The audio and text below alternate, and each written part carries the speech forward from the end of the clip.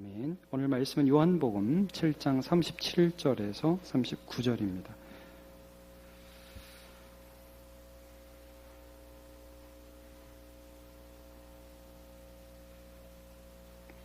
세 절입니다. 한 절씩 교독하고 마지막 절은 같이 읽도록 하겠습니다. 요한복음 7장 37절에서 39절.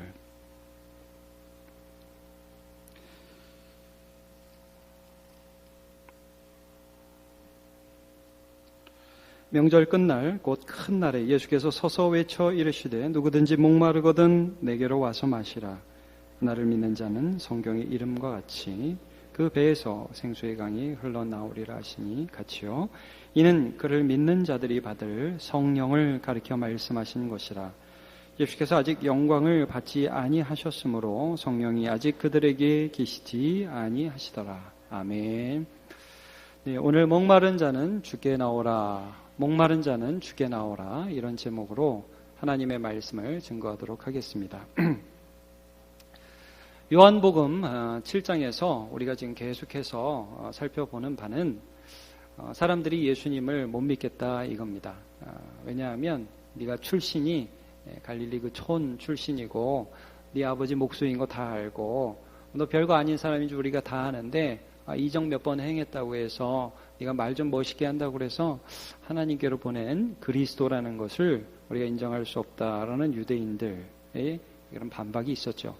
근데 예수님께서 그런 유대인들을 향해서 출신 따지고 천하다고 예수님을 우습게 여기는 그런 유대인들을 향해서 하신 말씀은 사실 변명이 아니었어요. 이렇게 얘기할 수 있지 않습니까? 야, 나 갈릴리 출신이라고만 알고 있는 것 같은데 나 베들레헴에서 났어. 너네 그거 잘 모르는구나. 이런 식으로 설명하지 않으셨습니다. 오히려 예수님께서 우리의 믿음의 근원이 되실 수 있는 이유, 하나님께로부터 오셨다는 것의 이유를 어떻게 설명하셨냐면 나는 너희들처럼 자기의 영광을 구하는 자가 아니라 나를 보내신 분의 영광을 구하는 삶과 사역과 말씀을 전하고 있다 이거예요. 그리고 예수님께서 사역하신 그 사역의 끝은 결국 무엇이 될 것이냐 하면 아버지께로 가는 것이 되는 거란 말이죠. 우리 지난주 본문에서 그거 봤죠. 나는 아버지께로 갈 거라는 거예요. 다시 말하면 이 땅에서 예수님께서 그 사역하시는 결말이 십자가에서 죽으심인데 이게 그냥 비참하게 어떤 억울하게 누명 쓰고 할 수 없이 죽는 그런 죽음이 아니라 예수님의 죽음은 아버지의 뜻을 온전히 이루는 죽음으로서의 죽음이 될 것이란 말이에요. 그걸 통해서 아버지 하나님 앞에 가는 것을 너희들 결국 보게 될 거야. 그래서 부활이라는 것을 너희들이 결국 보게 될 거야. 내가 그리스도고 내가 믿을 수 있는 존재라는 것은 결국 이 땅에서 삶뿐 아니라 죽음을 통해서 부활을 통해서 내가 아버지께로 감을 통해서 우리의 모든 이 세상 사람들의 죄의 악을 그가 심판당하심으로 하나님의 모든 심판들을 해결하시는 것으로 나타나게 될 거야 라고 지난주에 말씀하셨단 말씀이에요. 오늘 본문은 이런 예수님의 사역이 결국 어디까지 이어지느냐, 그렇게 예수님 죽으셨어요. 죽으시고 다시 살아나셨어요. 그걸 통해서 예수님께서 결코 이 세상의 것으로는 만족할 수 없는 한 사람 한 사람이 이 안에서 만족이란 걸 느낄 수 있도록 성령을 보내주시겠다. 여기까지 이어지는 거예요, 여러분. 그러니까 예수님을 믿을 수 있는 이유가 무엇입니까? 논리적으로 막 증명이 돼서 그래서 그렇군요. 다 이해가서 우리가 예수 믿는 것은 아닙니다. 그러나 참 신기한 것은 십자가 지신 예수님을 볼 때에 그분이 정말 아버지의 뜻을 이루었구나 하는 것을 알 수 있고, 또 우리가 그 예수님 앞에 나아갈 때 예수님 저 좀 도와주세요. 예수님 제 죄 용서해 주셨다고 하셨죠. 제가 예수 믿는 믿음 안에서 다시 살아났다고 하셨죠. 예수님 저 이제 주님께로 갑니다 하고 갈 때 내 안에서 성령이 역사하신다는 거예요. 그걸 통해서 우리는 확신을 누리고 그 성령을 통해서 성령의 역사를 통해서 예수 그리스도 안에서 누리는 참된 만족을 얻게 된다. 여기까지가 이제 예수님 말씀하시는 겁니다. 자, 오늘 본문을 여러분 보십시오. 명절 끝날 곧 큰 날에 예수께서 서서 외쳐 이르시되, 자, 이 명절은 다시 한번 말씀드리지만 초막절입니다. 초막절. 제가 조금 이따 이 초막절에 대해서 말씀드릴게요. 자, 큰 날, 초막절은 이제 7월 15일부터 일주일 동안 지키는데, 이 일주일 지키고 나서 아마 8일째 되는 날을 가리키는 날일 것입니다. 예수께서 서서 이렇게 외치십니다. 누구든지 목마르거든. 자, 성경은 요한복음 계속 지금 목마름에 대해서 말씀하십니다. 요한복음 4장에서 수가성의 사마리아 여인들 목마름에 대해서 말씀하셨죠. 그리고 6장에서 우리가 오병이어 사건 이후에 내 피는 참된 음료고 내 살은 참된 양식이라고 말씀하셨던 예수님 말씀 기억하시죠?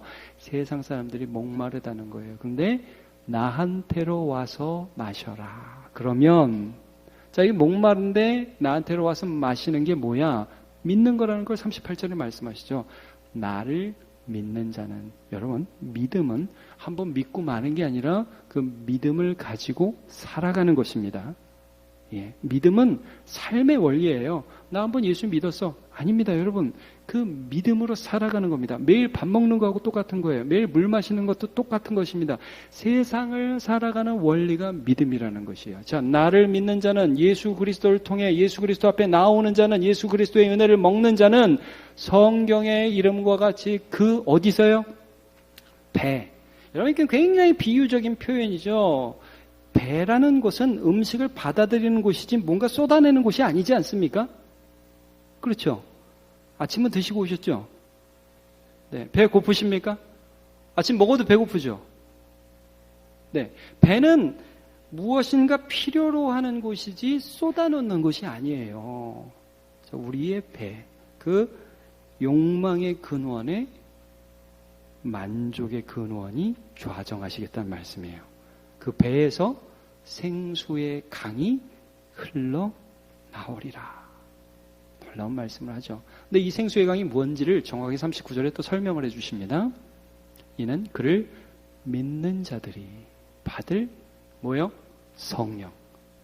성령은 여러분 하나님이시죠? 요한복음 14장에서는 다른 보혜사라고 말씀하시는데 성삼위일체의 한 위격의 하나님임으로써 예수님이 부활승천하신 다음에 그 성령을 보내셔서 우리 가운데 거하시면서 우리 가운데 말씀을 생각나게 하시고 우리 가운데 하나님의 은혜를 주셔서 그 하나님의 뜻대로 기도하게 하시고 그 하나님을 따라 살면서 충만함을 주시기로 하시는 하나님이 바로 성령님이십니다.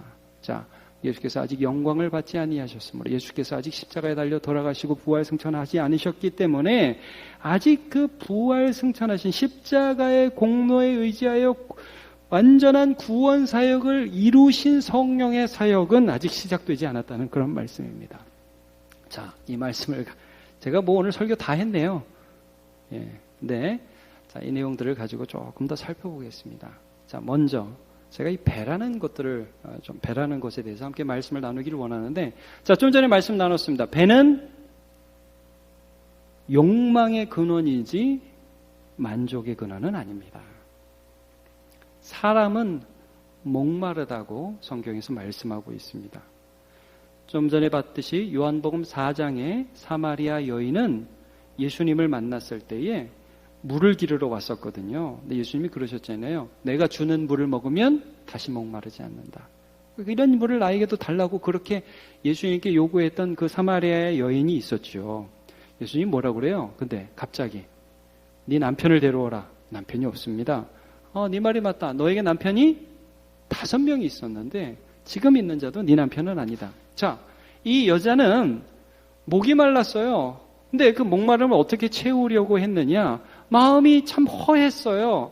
뭔가 좀 가졌으면 좋겠어요. 그거를 남편을 통해서 채우고자 하는 그런 마음이 있는 거예요. 근데 여러분 그 본문을 쭉 보시면 결국 그 목마름의 실체는 누구를 향한 목마름이었냐면 나중에 보세요. 예배에 대한 목마름으로 이어지죠. 초등학생들이요. 페이스북이라는 걸 합니다. 페이스북. 들어보셨죠, 여러분? 우리 성도들도 그런 거 합니까? 가끔 이제 자녀들 보면 그런 거 하는 걸 보실 수 있습니다. 인터넷으로 하는 거예요. 휴대폰으로도 하고, 뭐 컴퓨터로도 하고. 근데 제가 이렇게 건너 어떻게 듣게 됐어요. 제가 초등학생하고 같이 살거든요. 그래서 건너 이렇게 들었는데 애들이 초등학교 4, 5학년들이요. 그 페이스북에 무슨 말을 쓰냐면 여자애들이 남자가 그립다. 남자친구가 있으면 좋겠다. 재밌죠, 여러분? 걔들도 목마른 거예요, 남자가 고픈 거예요.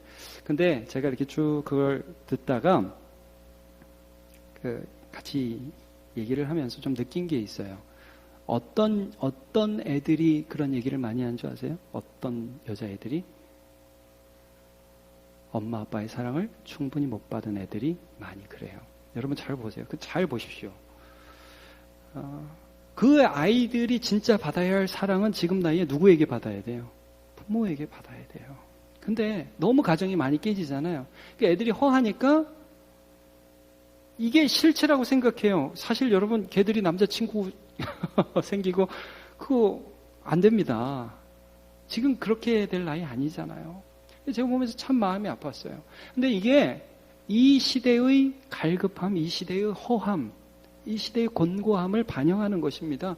사람이 채워줄 수 있다고 생각하죠. 결혼하면 모든 게 해결될 거라고 생각을 하는 생각들이 젊은이들 안에 많이 있으니까 여러분 이 시대에 3분의 1이 이혼한다잖아요. 안 채워지니까. 내가 채워질 거라고 생각했는데 안 채워지니까. 가인이 창세기 4장에 등장합니다. 가인은 아담의 첫째 아들, 그리고 가인의 동생 아담의 둘째 아들은 아벨이었죠. 둘이 다 하나님 앞에 제사를 했는데 가인의 제사는 하나님 안 받으셨어요. 가인과 가인의 제사는 안 받고 아벨과 아벨의 제사는 받으셨어요. 자, 가인에게서 어떤 욕망이 일어났냐 하면 표면적으로 가인이 느낀 거는 이놈의 자식 하면서 동생을 미워하는 마음이 일어났어요. 근데 여러분 잘 보세요. 가인에게 있는 근본적인 욕망은 동생을 미워하는 마음이 아니라 사실은 하나님으로부터 인정받고 싶은 마음이에요. 여러분 우리에게 있는 여러 욕망들이 있잖아요. 바램들이 있잖아요. 원함이 있죠. 갈급함이 있죠. 목마름이 있죠. 그 실체가 무엇일까요? 동생을 죽여야 풀릴까요? 미워하는 그 대상이 죽어야 풀릴까요? 여러분 우리가 정말 원하는 것을 얻거나 또 정말 원하는 것 어떤 것을 했을 때에 내 갈급함과 내 욕망의 근원이 해결되지 않습니다. 해결되지 않아요. 가인에게 있어서의 그 욕망의 근원, 목마름의 근원은 사실은 하나님을 향한 것이었습니다. 동생을 죽이고 나서 그는 하나님과 점점 더 멀어지는 것이 창세기 4장에 기록되어 있어요. 여러분 이게 우상이에요. 우상은 뭐냐 하면 내 어떤 욕망, 내 목마름, 내 갈급함에 대해서 일시적으로 해결함을 주는 거예요. 잠깐 죽여줘요. 목마를 때 아무 물이나 마시면 안 되죠. 목마를 때 소금을 먹으면 안 되는 거 아시죠? 그런 거하고 똑같은 거예요. 그게 우상이에요. 세상 사람들이 그런 걸 찾아가죠. 한 사람에 대한 예만 더 들을게요.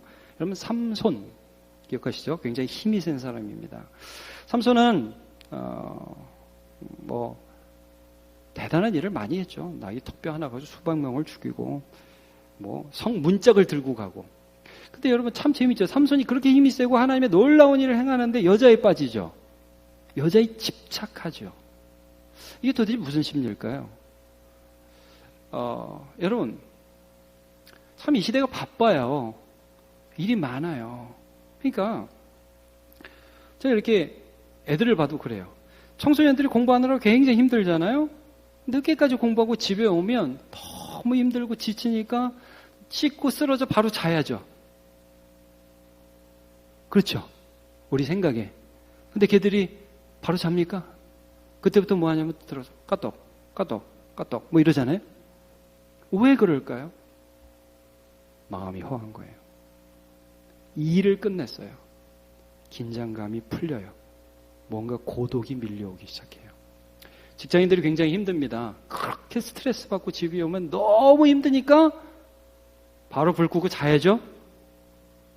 뭐 합니까?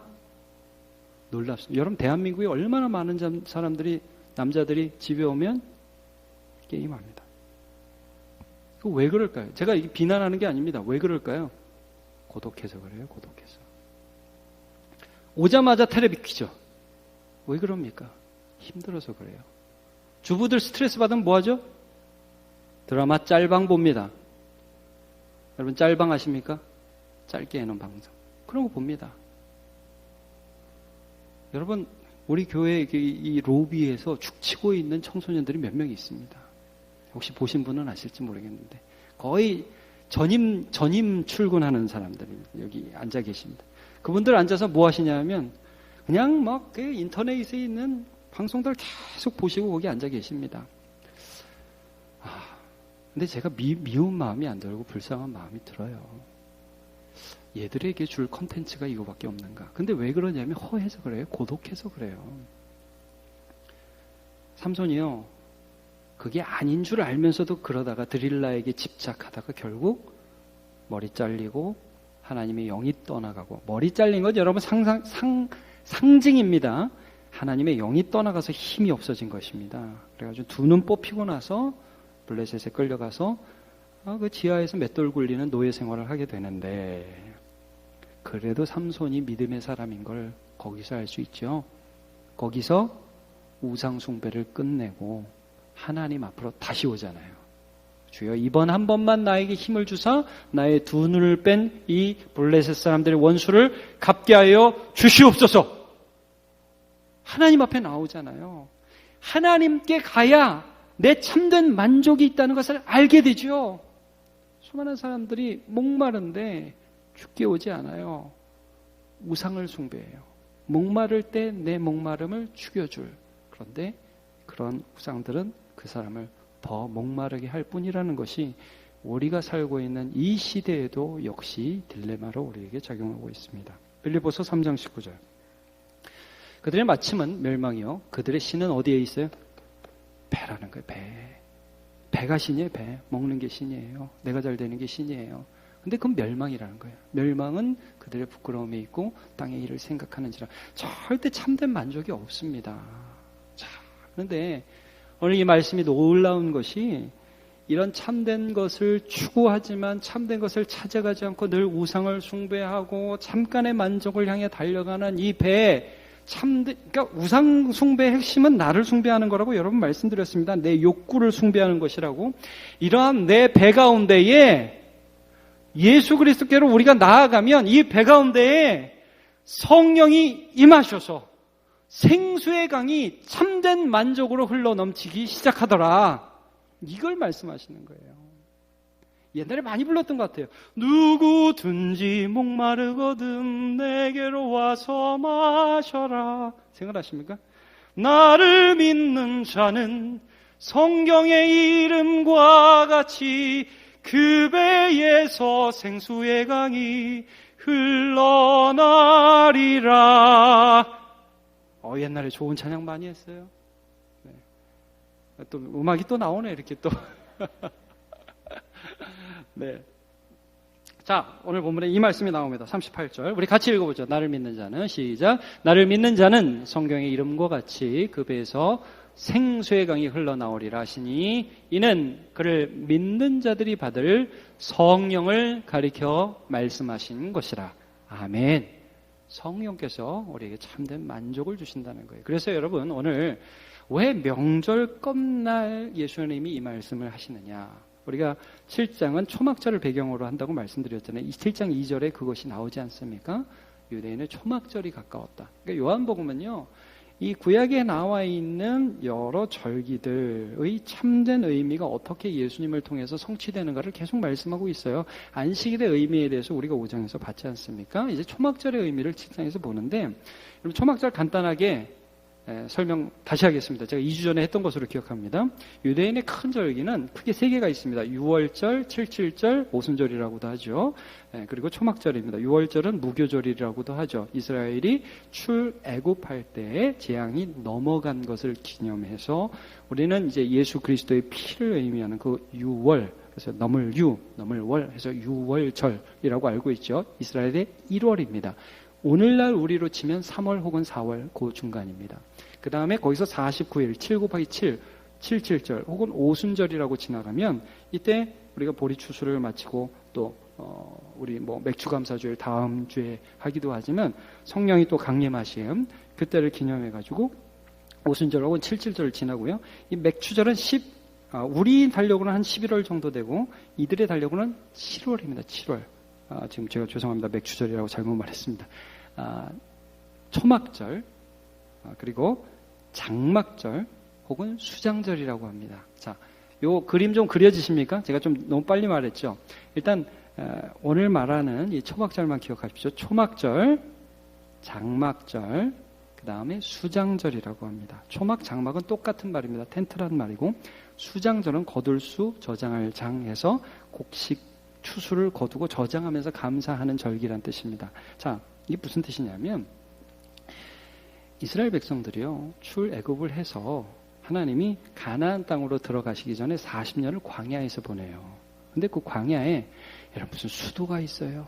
전기가 있습니까? 무슨 편의 시설이 있어요? CNU 이런 게 있습니까? 거기서 어떻게 버텨요? 그런데 그 광야 생활을 초막만 짓고 사는데 반석에서 물이 나와요. 안반수가 나오네요.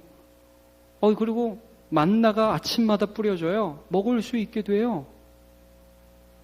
고기 먹고 싶다 그러니까 메추라기 지들이 날라와서 덮이네.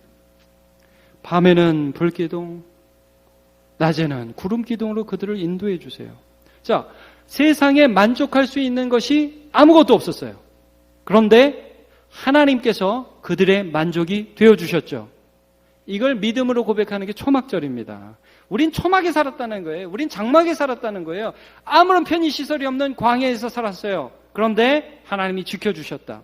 그러면 그 당시에도 초막을 짓고 살기 위해서는요, 이런 위험을 감수하는 거예요. 초막절은 일주일 동안 지켜야 돼요. 적들이 쳐들어오면 어떻게 해요? 하나님이 지금도 지켜주신다는 믿음으로 초막을 짓고 살아가는 것입니다. 이게 초막절을 지키는 그런 의미죠. 수장절이 뭐예요? 하나님께서 이번 해에도 우리에게 양식을 주셨다는 감사의 고백이 있는 거예요. 근데 이때 이 초막절 때 사람들은 하나님의 그 풍성을 기억하기 위해서 실로암 못에서 우물물을 길어다가 성전에다가 붓는 그런 의식을 했다고 그래요. 그러니까 여러분 여기 이사야를 보면 이런 말씀이 있는데 이사야 12장 2절 보라 하나님은 나의 구원이시라 내가 신뢰하고 두려움이 없으리니 주 여호와는 나의 힘이시며 나의 노래시며 나의 구원이시니라.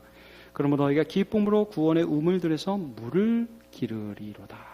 그러니까 성경은 이 물이라는 것이 하나님의 풍성함, 하나님의 만족해 하심, 다른 것으로 만족할 수 없는 우리를 하나님이 풍성하게 하심, 이런 것을 너무나 많이 표현하고 있어요. 제가 여러 군데가 있는데 두 곳만 볼게요. 이사야 43장 19절 보라 내가 새 일을 행하리니 이제 나타낼 것이라 너희가 그것을 알지 못하겠느냐. 반드시 내가 광야의 길을 사막에 강을 내리니 장차 들짐승 곧 승냥이와 타조도 나를 존경할 것은 여러분 들짐승이 얼마나 목말라요. 광야의 들짐승들이 얼마나 힘들어요. 아니 들고양이들도 살기 힘든데 광야의 들짐승들이 얼마나 힘들어요. 여러분 여기 승냥이 여기 들짐승 우리가 그런 존재입니다. 배고파요. 목말라요. 근데 우리 하나님을 존경하게 될 것은 광야의 물을 사막의 강들을 여러분 여기 광야의 물 사막의 강 표면적으로는 이사야서의 이 말씀은 말하자면 이스라엘 백성들이 바벨론에서 유대로 포로 귀환할 때 하나님이 길을 내시겠다는 말씀이지만 그러나 더 나아가서 이 말씀은 예수 그리스도의 십자가 사역을 통해서 그를 믿는 자 예수 그리스도께서 우리의 죄악을 해결하셨다는 이 사실을 믿는 자 안에 살아계신 성령께서 끊임없이 솟아오르는 생명의 강물이 되어주시겠다는 약속이 여기 들어있는 것입니다. 이사야 55장 1절과 2절도 볼까요? 이건 같이 한번 읽어보죠. 시작. 오라 너희 목마른 자들아 물러나오라 돈 없는 자도 오라 너희는 와서 사 먹되 돈 없이 값 없이 와서 포도주와 젖을 사라. 네, 여기까지 보죠. 주님이 우리를 풍성하게 해주시겠다는 약속입니다.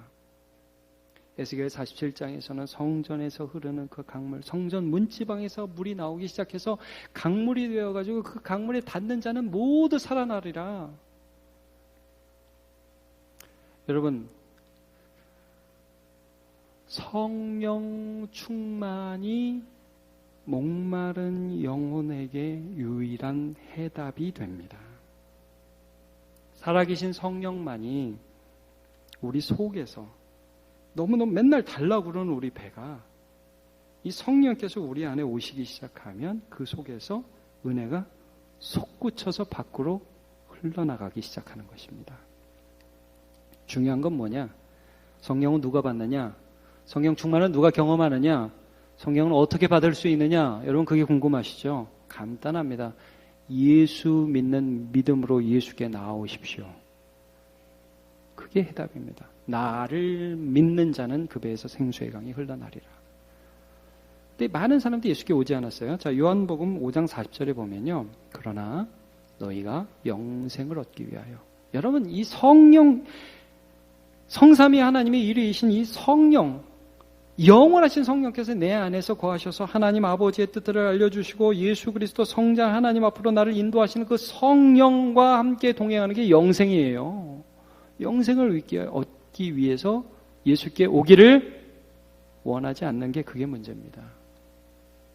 예수께 오는 게, 여러분 이게 우리의 관건입니다.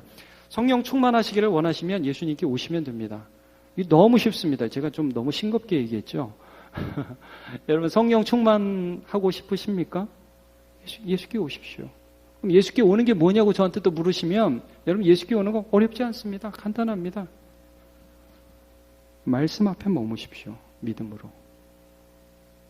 말씀 가지고 기도하십시오. 하나님의 말씀을 가슴에 두고 예배하십시오. 그게 예수께 오는 것입니다. 여러분 믿음은 제가 초두에도 이런 말씀 드렸습니다. 믿음은 한번 믿고 마는 게 아닙니다. 믿음이라는 것은 믿음으로 사는 우리 삶의 원리예요. 원리. 어떤 사람은 뭐 믿을 때 아무 일도 뭐 믿어도 별거 없네. 아니 여러분 믿어도 별거 없다는 사람은 제가 좀 이렇게 다시 한번 눈 똑바로 뜨고 좀 얘기해보고 싶어요. 믿어도 아무 일도 안 일어나요? 예수 믿는 동안 우리의 정욕이 씻겨서 내려갑니다. 말씀 앞에서 여러분 말씀 앞에 서 보십시오. 주님 앞에 진지하게 기도해 보십시오. 하나님 앞에 믿음을 가지고 목마른 자가 주님 나를 채워달라고 하나님 앞에 예배해 보십시오. 내 속이 변합니다. 성경은 내 밖이 변한다고 먼저 말씀하지 않아요. 내 속이 변한다는 거예요. 내 욕망의 근원, 도저히 나도 어떻게 해, 나를 어떻게 할 수 없는 이 속에서 별의별 생각이 다 나고 막 하나님 원치 않고 이렇게 해서는 안 된다는 걸 알면서도 막 내 속에서 별의별 욕망들이 다 일어나는 이 속사람이 오직 우리가 예수 그리스도의 말씀 앞으로 나아갈 때에 이 속사람 가운데 성령께서 역사하기 시작하시는 것입니다. 제가 우리 성도들한테 기도 많이 해라, 뭐 예배 많이 드려라, 성경 많이 읽어라 이런 말을 잘 안 하지만 오늘 한번 하겠습니다. 여러분 기도하십시오. 여러분 말씀 앞에 서십시오. 너무 심플합니다. 여러분 믿음으로 예배하십시오. 아니 그리고도 내가 계속 주님 앞에 나아가는데 주님이 내 안에서 역사하지 않는다. 저를 따로 만나셔야 됩니다. 그런 일은 없습니다. 그러면 성령께서 우리 안에서 우리를 변화시켜 주십니다. 죽기 살기로 성경 읽기라는 책이 있습니다. 죽기 살기로 성경 읽기. 어떤 김영표라는 목사님이 쓴 책인데 이 목사님 찬양 인도자고 설교도 하시는 분인데 여러분 제가 그걸 좀 이해해요. 이분의 심령을. 뭐냐면 어느 날은 설교도 하고 찬양 인도도 하고 이렇게 다 저녁이 되고 아침이 되는데 이게 마음이 공고하더라는 거예요. 여러분 목사는 설교하고 나면 막 충만할 것 같죠? 그렇죠? 여러분 생각에 주일 저녁이 되면 막 성령이 하이로 충만할 것 같죠? 근데 제가 조금 이해해요. 여러분 저도 저를 관리를 잘 해야 돼요. 이게 쇼고 일이 되면 안 돼요. 저도. 근데 이게 지치고 공고해지는 마음이 자기가 들더라는 거예요. 제가 그걸 좀 이해합니다. 그래서 내가 지금 잘하는 게 맞나? 그래서 10살짜리 아들과 이런 얘기를 했대요. 야, 너 아빠가 예수 잘 믿는 거 같니?